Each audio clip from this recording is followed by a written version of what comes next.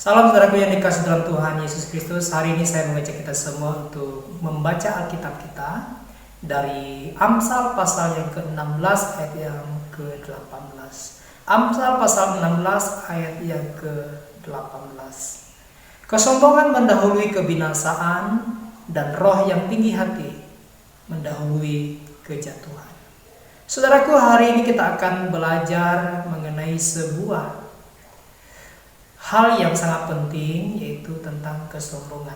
Jadi hati-hati dengan perkataan atau sikap kita. Saya ingat ketika film Titanic diputar tahun 2000 pertama kali saya melihat film itu. Kapal ini dikatakan bahwa kapal yang paling mewah, paling canggih, yang paling besar pada masanya. Kapal mewah dan besar ini adalah hasil mahakarya dari rancangan seorang yang bernama Thomas Andrew. Dia merupakan arsitek yang terkenal, sangat detail dan sangat perfeksionis dalam mengerjakan rancangan sebuah entah bangunan, entah kapal apapun itu. Suatu ketika Thomas Andrew ini diwawancari oleh seorang reporter tentang keamanan dari kapal Titanic ini. Dengan sombong Thomas Andrew berkata bahwa keamanan kapal ini dibuat sangat detail, sangat teliti sekali. Bahkan dia katakan Tuhan sekalipun tidak akan mampu menenggelamkan kapal ini. Tapi pada tanggal 15 April 1912, setelah menabrak sebuah gunung es pada pelayaran perdananya dari Southampton, Inggris ke New York City, Amerika,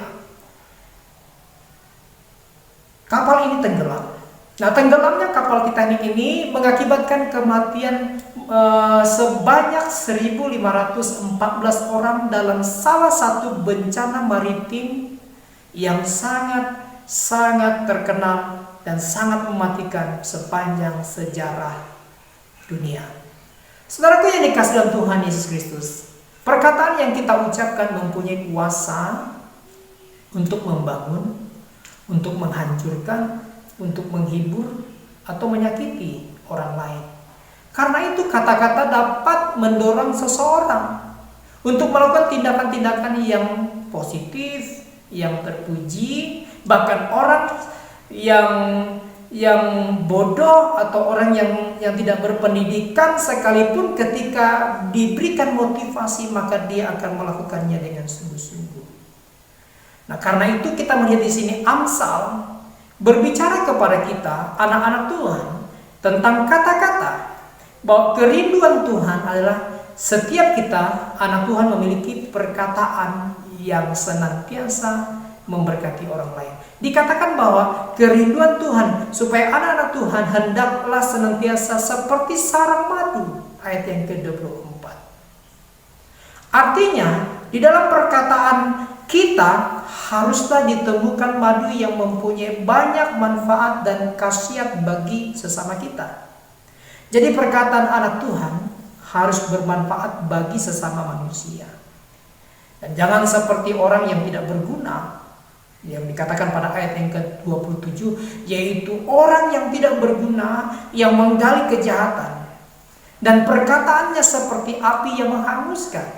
Nah, sehingga menyebabkan kehancuran kepada orang lain. Dan ayat yang ke-28 dikatakan bahwa orang yang tidak jujur menyebarkan pertengkaran dan penggunjingan, memisahkan sahabat karib. Saudaraku yang dikasih dalam Tuhan Yesus Kristus, bagaimana agar kita memiliki perkataan-perkataan yang bermanfaat bagi sesama, bagi lingkungan, bagi masyarakat yang ada di sekitar kita, bahkan bagi gereja kita. Ayat yang ke-23, saya mengajak kita melihat di sana, terletak kepada hati manusia. Hati orang berhikmat membuat mulutnya berakal budi dan menambahkan pengajaran pada bibirnya. Jadi yang pertama, supaya kita memiliki perkataan-perkataan yang bermanfaat, kita harus mampu mengendalikan hati kita. Karena itu hati manusia harus selalu diisi oleh kebenaran firman Tuhan.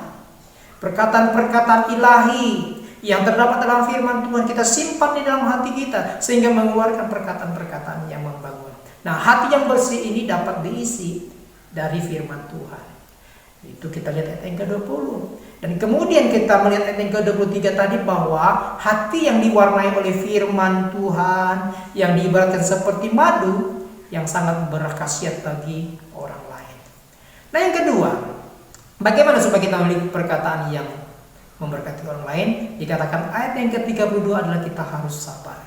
Orang yang lamban untuk marah lebih baik daripada orang kuat.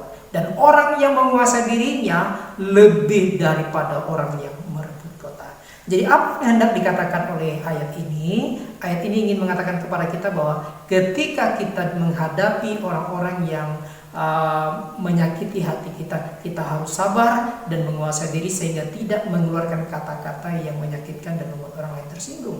Kemudian yang selanjutnya, ketika orang lain berkata kasar kepada kita, ketika orang lain mengeluarkan kata-kata yang menyakitkan hati kita, kita harus mendengarkan dia dan menerimanya dengan sabar dan penguasaan diri, sehingga kita bisa menaklukkan kebencian yang timbul dari hati kita, yang merupakan dorongan yang kuat di dalam diri kita untuk melakukan pembalasan dan tindakan-tindakan yang bodoh yang tercela.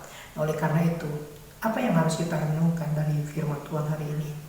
Yang harus kita renungkan bahwa kecongkakan akan mengakibatkan kejatuhan kepada orang itu. Orang yang tinggi hati, orang yang memandang rendah orang lain, memandang dirinya lebih daripada siapapun juga, dan yang menghina orang lain, orang yang dengan congkak menghina Tuhan. Nah, orang-orang yang congkak seringkali bertingkah amat angkuh, kurang ajar dan tinggi hati. Tetapi tepat sebelum dia hancur, dia mengatakan hal-hal itu. Sehingga itu merupakan pertanda yang pasti bahwa mereka berada di tepi jurang kehancuran. Oleh karena itu, berhati-hatilah dengan perkataan kita. Hati-hati, jangan sampai kita mengucapkan kata-kata yang sombong, kata-kata keangkuhan, kata-kata yang congkak. Milikilah perkataan seperti sarang madu sehingga bermanfaat bagi orang lain. Tuhan memberkati.